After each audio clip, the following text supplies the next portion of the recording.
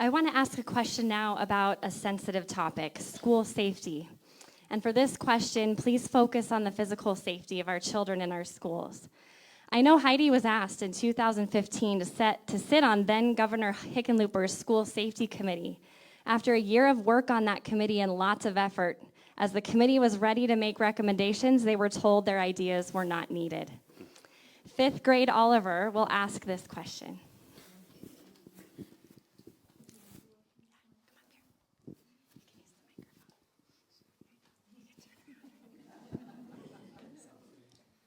My dad used to be a member of the school safety committee for Jefferson County Schools, where he and other parents would learn and make the recommendations about how to keep kids safe in school. But they stopped meeting during the pandemic. Now my mom tells me that there is a group in Arvada that wants my school district to remove school resource officers, and that other school districts have already removed them. I feel much safer when I see my school resource officers on the first day of school or during safety drills. I like knowing they are nearby to help if there is an emergency. As governor, what will you do to make sure that our schools stay safe for us and that other parents are involved in decisions about keeping us safe? Great question. Thank you, Oliver. Thank you. You did amazing. You know, nothing is more important than keeping you guys safe.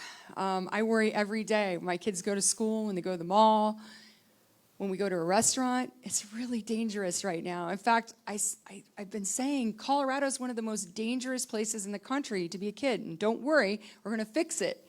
We can fix this. But we've got to have leaders who will be strong and have a spine and recognize that we need to keep our kids safe at school more than any place else in Colorado. And the school resource officers that I know, that I've met, we had tons of interviews on that committee, and I've been out in the community, they have such a passion for our children. They want to build relationships. They want to know what's going on in your lives. They want to build friendships, right? They want to know how they can help you. They're not just some police officers standing at the door. They're a member of the school community. And we don't have very many across Colorado.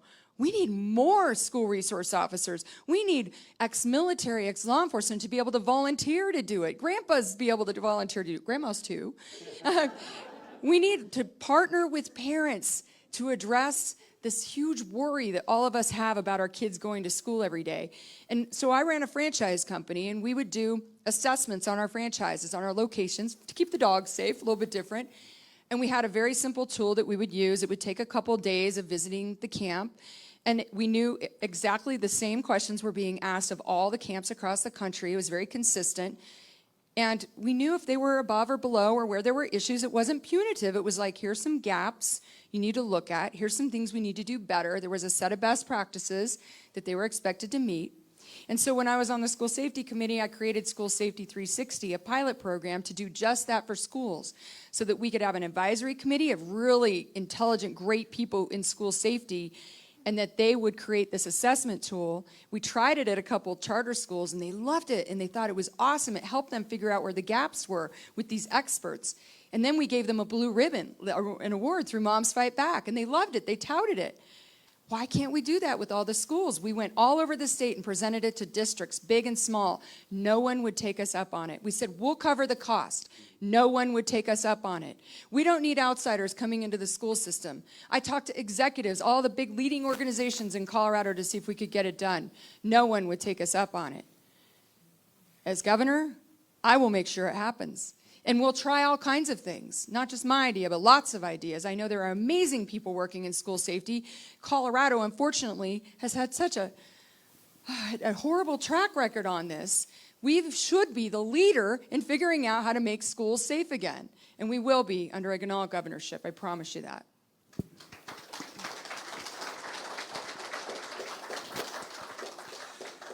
So this is kind of personal to me. You know, when we had the shooting at Arapahoe High, one of the things that I did, because the only thing I could do was see if we can build technology to help. So we went out and we talked to school counselors, and in most cases there was, 2 or 3 school counselors for 5,000 kids, and they said, we we can't identify all the kids who are having crisis. And so the tools we propose to build were tools that allow those counselors to be notified, because you know who knows it, who's in crisis? The kids do. They all do. We couldn't get that program off the ground because they were concerned about things like privacy, but I can tell you, one of the things I'll tell you is this: we guard everything we value. We put guards around our money, we put guards around our cities, we put guards around our bases. Why aren't we guarding our kids? What's more valuable than that?